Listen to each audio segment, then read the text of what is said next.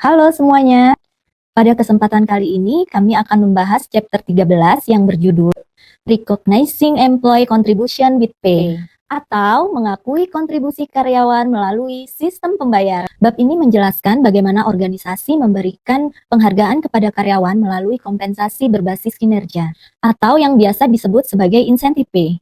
Sistem ini dirancang untuk mendorong, mengarahkan, mempertahankan perilaku kerja yang mendukung tujuan organisasi. Dengan kata lain, insentif pay memberikan penghargaan finansial kepada karyawan yang mencapai target tertentu atau menunjukkan kinerja di atas rata-rata. Mengapa sistem ini penting? Karena ketika karyawan tahu bahwa hasil kerja mereka dihargai secara langsung, mereka cenderung bekerja lebih keras, lebih kreatif, dan berkomitmen. Namun, sistem ini juga memiliki tantangan. Jika dirancang dengan tidak baik, insentif justru mendorong perilaku yang salah arah. Misalnya hanya fokus pada kuantitas dan mengabaikan kualitas atau etika kerja.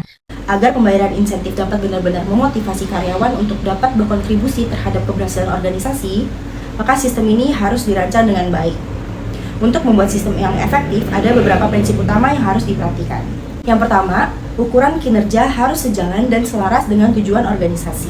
Yang kedua, karyawan harus meyakini bahwa mereka dapat mencapai standar kinerja yang telah ditetapkan oleh organisasi. Yang ketiga, organisasi harus menyediakan sumber daya yang memadai agar karyawan dapat mencapai target. Yang keempat, karyawan harus menilai bahwa penghargaan yang diberikan adil dan juga bernilai. Dan yang terakhir, rencana pembayaran harus mempertimbangkan kemungkinan bahwa karyawan akan mengabaikan aspek kerja lain yang tidak diberi penghargaan. Dalam penerapannya, organisasi bisa memberikan penghargaan pada 3 tingkat, yaitu individu, kelompok, dan organisasi secara keseluruhan. Pertama, pembayaran berbasis kinerja individu, yang meliputi berbagai bentuk seperti piece work rate, yaitu bayaran per unit hasil kerja, standar hour plan, yaitu bonus bila pekerjaan selesai lebih cepat dari waktu standar, merit pay, yaitu kenaikan gaji berdasarkan penilaian kinerja, individual bonus untuk pencapaian tertentu, serta sales commissions, yaitu komisi dari hasil penjualan. Sistem ini memotivasi karyawan secara personal, tapi perlu pengawasan agar tidak menimbulkan persaingan tidak sehat antar individu. Kedua, pembayaran berbasis kinerja kelompok. Di sini, penghargaan diberikan berdasarkan pencapaian tim atau unit kerja, seperti melalui gain sharing, group bonus, atau team awards. Sistem ini mendorong kerjasama, saling berbagi pengetahuan, dan menumbuhkan rasa tanggung jawab bersama. Namun, tantangannya adalah memastikan agar setiap anggota berkontribusi secara adil dan tidak ada yang hanya menjadi penumpang dari kerja keras timnya. 3. Pembayaran berbasis kinerja organisasi. Bentuknya bisa berupa profit sharing, stock options, atau employee stock ownership plans.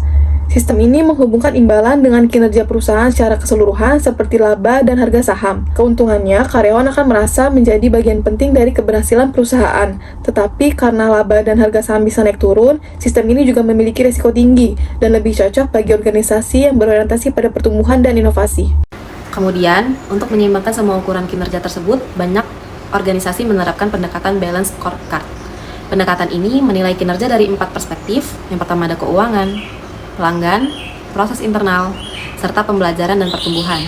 Dengan balance scorecard, organisasi tidak hanya fokus pada hasil jangka pendek seperti laba, tetapi juga memastikan adanya peningkatan kualitas, efisiensi, dan pengembangan sumber daya manusia untuk jangka panjang. Selain desain, sistemnya, proses pelaksanaannya juga sangat penting.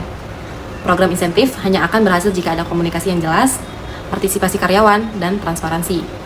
Manajer harus mampu menjelaskan bagaimana sistem ini bekerja, memberikan umpan balik yang objektif, dan memastikan keadilan dalam setiap keputusan. Selain itu, evaluasi berkala diperlukan agar sistem insentif tetap relevan dan sesuai dengan perubahan organisasi. Bab ini membahas kompensasi berbasis kinerja untuk eksekutif. Karena para eksekutif memiliki pengaruh besar terhadap arah organisasi. Mereka biasanya menerima kombinasi jangka pendek seperti bonus tahunan dan insentif jangka panjang seperti saham atau stock option. Tujuannya adalah agar kepentingan eksekutif selaras dengan tujuan pemegang saham. Namun sistem ini harus dikelola dengan hati-hati untuk mencegah praktik tidak etis seperti manipulasi data keuangan. atau pengambilan keputusan berisiko tinggi demi keuntungan pribadi. Untuk itu, regulasi seperti Dodd-Frank Act menekankan pentingnya transparansi dan akuntabilitas dalam pemberian kompensasi bagi eksekutif. Sebagai kesimpulan, pada materi ini menegaskan bahwa sistem kompensasi berbasis kinerja merupakan strategi penting dalam manajemen sumber daya manusia modern. Jika dirancang dan dijalankan dengan baik, adil dan transparan sesuai dengan tujuan organisasi, maka sistem insentif tidak hanya meningkatkan produktivitas dan motivasi, tetapi juga dapat membangun budaya kerja yang sehat dan berkelanjutan. Selanjutnya, kami akan membahas chapter 14 mengenai providing employee benefit atau memberikan tunjangan karyawan. Bab ini sangat menarik karena di dunia kerja saat ini, gaji bukan satu-satunya hal yang menentukan kepuasan dan loyalitas karyawan. Banyak penelitian menunjukkan bahwa tunjangan dan fasilitas tambahan dari perusahaan seperti asuransi, program pensiun, cuti berbayar, dan fleksibilitas kerja juga menjadi faktor utama yang membuat karyawan merasa dihargai dan ingin bertahan di tempat kerja. Secara sederhana, employee benefit adalah bentuk kompensasi non-upah atau imbalan yang tidak dibayarkan langsung dalam bentuk gaji, tetapi diberikan dalam bentuk fasilitas, perlindungan, dan kesejahteraan tambahan. Tujuannya adalah untuk meningkatkan kualitas hidup karyawan, memberikan rasa aman, serta menciptakan keseimbangan antara kehidupan kerja dan kehidupan pribadi para karyawan. Program tunjangan ini juga berfungsi sebagai alat strategis bagi organisasi untuk menarik, memotivasi, dan mempertahankan karyawan berkualitas. Bahkan, di banyak perusahaan modern, biaya tunjangan bisa mencapai lebih dari sepertiga total pengeluaran tenaga kerja.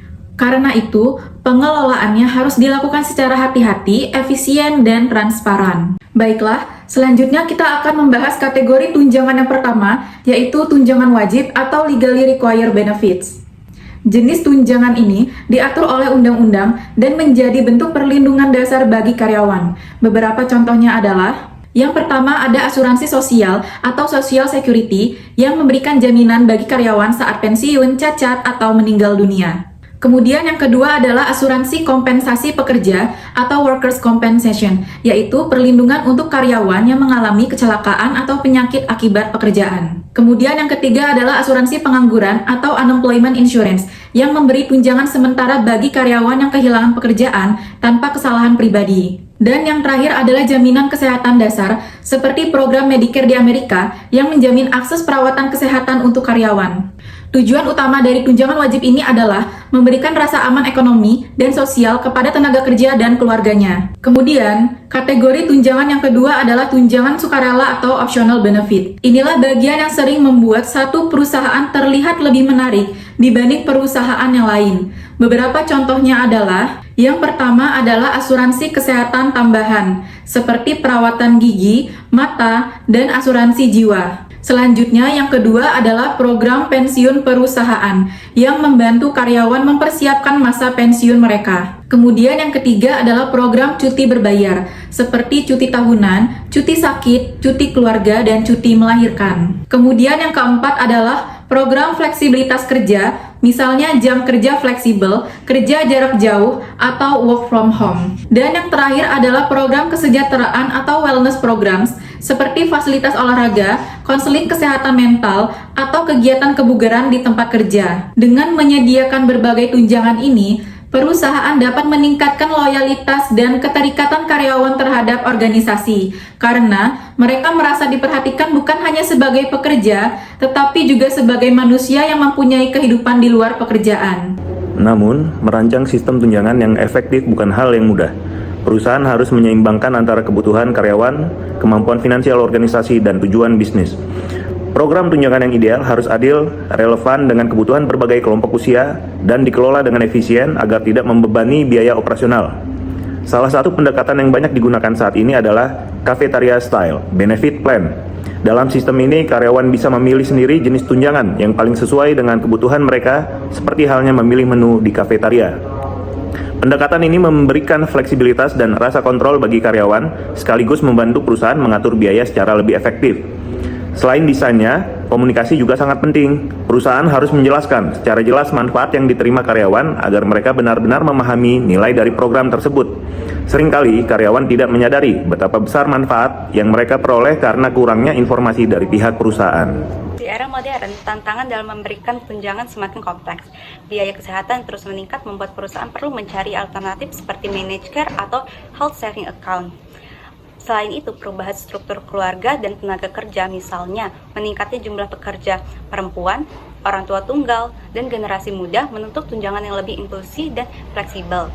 Kesadaran akan pentingnya kesehatan mental dan keseimbangan kehidupan kerja juga semakin tinggi. Karena itu, banyak perusahaan yang kini mulai fokus pada wellness program yang mendukung kesehatan fisik dan emosional karyawan. Program semacam ini tidak hanya meningkatkan produktivitas, tetapi juga menurunkan tingkat stres dan turnover di tempat kerja. Jadi, kesimpulan pada bab 14, Providing Employee Benefit menegaskan bahwa tunjangan karyawan bukan hanya sekedar tambahan dari gaji, tetapi juga merupakan bagian strategis dari manajemen sumber daya manusia. Dengan memberikan tunjangan yang adil, fleksibel, dan sesuai kebutuhan karyawan, perusahaan tidak hanya menciptakan kesejahteraan, tetapi juga membangun loyalitas, motivasi, dan reputasi positif di mata tenaga kerja maupun publik.